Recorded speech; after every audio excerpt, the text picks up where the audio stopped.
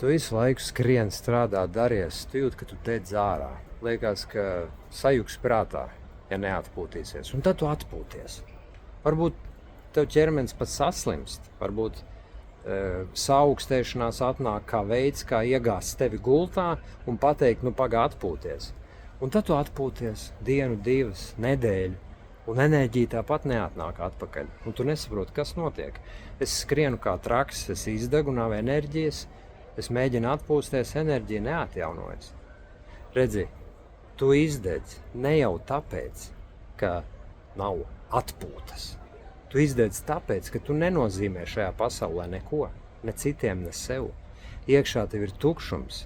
Tas ir tas pats, kas mēģināt braukt ar mašīnu, kad degvielas tvertnē ir palikuši 5 litri benzīnu, visu laiku uz sarkanās lampiņas. Tevī nav īstas enerģijas.